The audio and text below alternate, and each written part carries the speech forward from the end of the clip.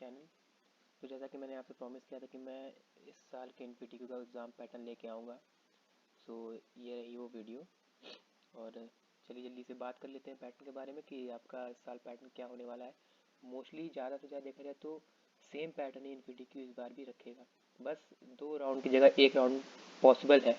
अभी भी कोई ऑफिशियल न्यूज़ नहीं आ रही, लेकिन बहुत सारे लोग कह रहे हैं कि हाँ एक ही राउंड है इतनी बार। तो चलिए पहले पैटर्न देख लेते हैं। ये लास्ट ईयर का पैटर्न है, हर साल यही पैटर्न रहता था। इस साल कुछ चेंज होगा तो ऑफिशियल नोटिस एनपीटीक्यू की तरफ से इन्फो की तरफ से दी जाएगी।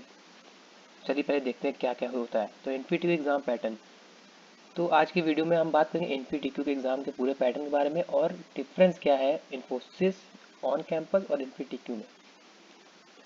तो एग्ज़ाम पैटर्न 3 राउंड होंगे आपके। क्वालिफाइंग राउंड जिसको स्क्रीनिंग राउंड कहते हैं, फाइनल राउंड जो कोडिंग राउंड आपको सिर्फ टेक्निकल होगा, और ये एडवांटेज राउंड, इसको बताएंगे ये क्या है अभी। तो क्वालिफाइंग राउंड और फाइनल राउंड ये दोनों आपको क्वालिफाई करना ही पड़ेगा इंटरव्यू कॉल के लिए। क्वालिफाई राउंड में क्या क्या आता है यही देखते हैं यहाँ पे। तो पैटर्न फॉर क्वालिफाई राउंड होगा सेक्शन 1, जिसमें आपके जावा और पाइथन से क्वेश्चन रहेंगे, 20 क्वेश्चन होते हैं। 2 में आपके डीबीएमएस रहेंगे, डेटाबेस मैनेजमेंट सिस्टम के क्वेरीज रहेंगी माइस्क्वेल की। और सेक्शन 3 में एप्टीट्यूड के, लाइक आपके क्वांट्स रीजनिंग के क्वेश्चन, तो ये सारे रहते हैं।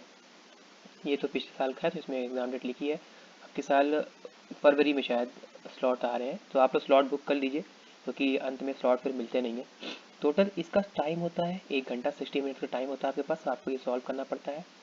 एक और चीज़ इसमें देखने वाली है कि इसमें निगेटिव मार्किंग होती है गाइस। तो अगर आप क्वेश्चन सही करेंगे तो 1 नंबर आपको मिलेगा करेक्ट आंसर का, और अगर आप क्वेश्चन गलत करते हैं तो -2.5 आपको मिलता है गलत आंसर का।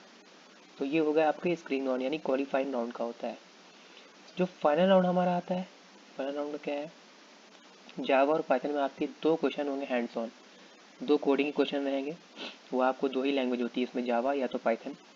और फिर सेक्शन 2 में होता है जावा और पाइथन से रिलेटेड एमसीक्यू, यानी ऊप्स के भी क्वेश्चन आते हैं इसमें, तो 10 क्वेश्चन होते हैं वो।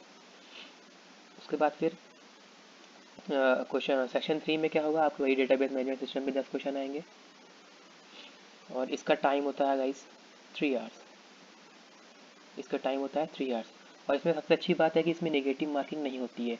जो क्वालिफाइंग राउंड में आपके नेगेटिव मार्किंग थी, लेकिन जो फाइनल राउंड है उसमें नेगेटिव मार्किंग नहीं होती है, तो ये बहुत अच्छी चीज़ है।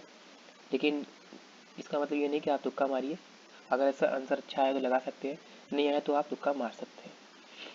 चलिए नेक्स्ट बताते हैं।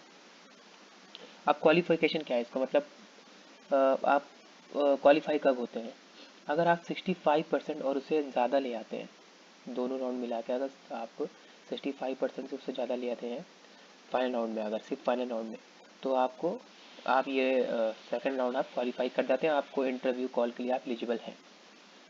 उसके बाद इंटरव्यू में आपको क्या पूछा जाएगा, बिहेवियर इंटरव्यू होगा आपका, टेक्निकल इंटरव्यू, दोनों एक ही होता है, सिस्टम इंजीनियर रोल के लिए होता है ये। तो आपको बेसिक क्वेश्चन पूछते हैं, लाइक कुछ भी पूछ लेंगे, डीबीएमएस के छोटे मोटे क्वेश्चन पूछ लेंगे कि आपके डिलीट किस लिए यूज़ होता है वगैरह वगैरह, फाइल सिस्टम से रिलेटेड कुछ पूछ लेंगे। तो ये छोटे मोटे क्वेश्चन पूछ लेते हैं, वो आप प्रिपेयर कर लीजिएगा। एचआर वाले क्वेश्चन जो होते हैं वो पूछते हैं। अब बात आती है एडवांटेज राउंड क्या होता है। तो एडवांटेज राउंड एक तरीके से अपग्रेड टेस्ट होता है। अब इन्फोसिस ऑन कैंपस और इन्फोटीक्यू में यहीं पर डिफरेंस आता है कि जो लोग इन्फोसिस ऑन कैंपस से सेलेक्ट होते हैं इन्फोसिस में, उन लोगों को ये राउंड नहीं मिलता है, मतलब उन लोगों को अपग्रेड करने का चांस नहीं दिया जाता है, अपनी प्रोफाइल अपग्रेड करने का। लेकिन जो लोग इन्फोटीक्यू से यहाँ पे जाते हैं उनको अपग्रेड करने का टाइम मिलता है, मतलब आपको एक अपग्रेड करने का एक चांस दिया जाएगा। तो इसी एडवांटेज राउंड को अपग्रेड टेस्ट कहते हैं। अब अपग्रेड टेस्ट क्या होता है, upgrade test same like hack with Infy होता है। उसमें 3 प्रोग्रामिंग के क्वेश्चन होते हैं आपके, और 3 घंटे दिया जाता है। तो आपको ये इसका एक ही राउंड होता है, हैक विद इन्फी में आपका 2 राउंड होता है, लेकिन अपग्रेड टेस्ट में आपका एक ही राउंड होगा। और ये अगर आप इसमें से 2 क्वेश्चन या 1.5 क्वेश्चन भी कर लेते हैं तो आपको इंटरव्यू कॉल आ जाती है। वही सेम प्रोसेस है इंटरव्यू में आपसे, इसका इंटरव्यू थोड़ा अच्छा खासा होता है, इसमें आपसे कोडिंग करवा सकते हैं, कुछ लेवल अच्छे लेवल के क्वेश्चन पूछेंगे आपसे।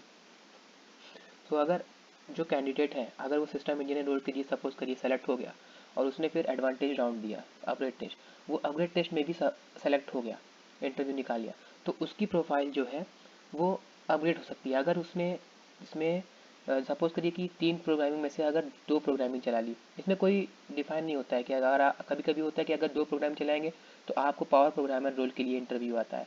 कभी आप 2 चलाएंगे तो कभी आपको ज़रूरी नहीं है कि आपको पावर प्रोग्रामर के लिए ही है, आपको SES के लिए आ सकता है, डिजिटल स्पेशलिस्ट के लिए आ सकता है। तो कोई फिक्स नहीं है, वो उनके क्राइटेरिया के ऊपर होता है। तो अगर आप सपोज करिए आप दो दो कोडिंग चलाएं, तो आपको अगर पावर प्रोग्रामर रोल के लिए इंटरव्यू आया तो आपको पावर प्रोग्रामर का इंटरव्यू देना पड़ेगा, और अगर सिस्टम स्पेशलिस्ट के लिए आया तो आपको सिस्टम स्पेशलिस्ट का देना पड़ेगा। सो ये है NPTQ एडवांटेज राउंड का। तो इन्फोसिस ऑन कैंपस और NPTQ में यही डिफरेंस है कि इसमें आपको एक चांस मिलता है अपग्रेड टेस्ट का, और ऑन कैंपस में चांस नहीं मिलता है। और टेक्निकल और बिहेवियर इंटरव्यू होता है, अच्छा खासा इंटरव्यू होता है इसका।